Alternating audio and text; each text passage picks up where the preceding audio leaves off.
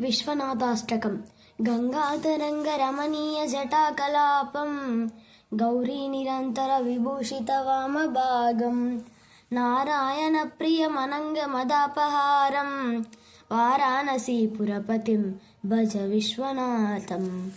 గంగాతరంగ రమణీయ జటాకలాపం గౌరీ నిరంతర విభూషిత వామభాగం నారాయణ ప్రియమనంగ మదాపహారం వారాణసీపురపతిం భజ విశ్వనాథం. వాచామగోచరమనేక గుణస్వరూపం వాగీష్ణ విష్ణు సురసేవిత పాదపీఠం వామేన విగ్రహవరేణ్య కలత్రవంతం వారాణసీపురపతిం భజ విశ్వనాథం.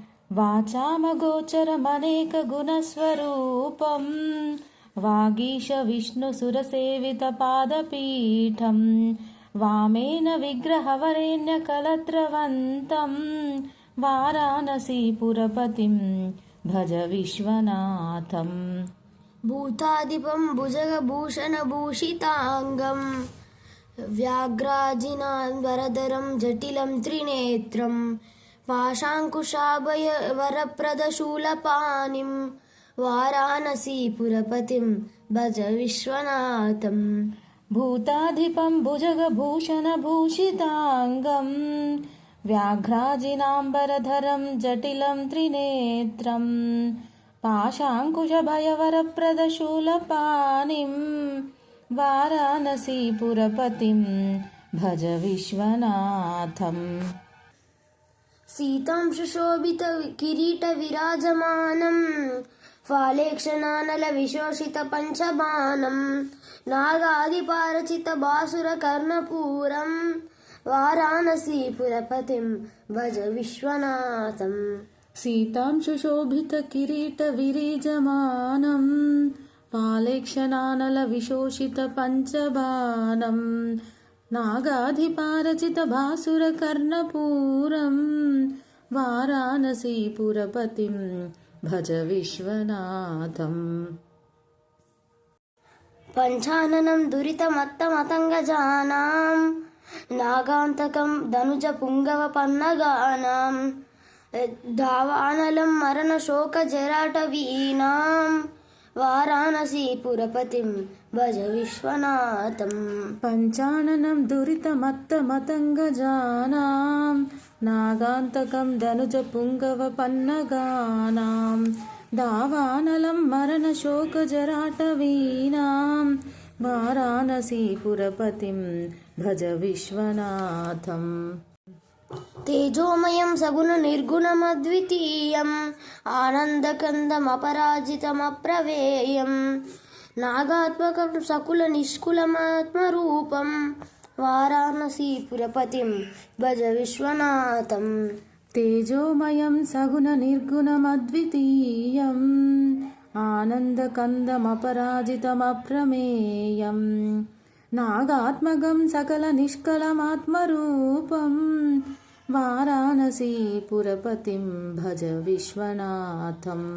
ఆశాం విహాయ పరిశుద్ధ్య పరస్య వినిందాం పాపేరతించ సునివార్య మనస్సమాదౌ ఆదాయ హృత్కమల మధ్య ఘాతం ప్రవేశం వారాణసీపురపతిం భజ విశ్వనాథం.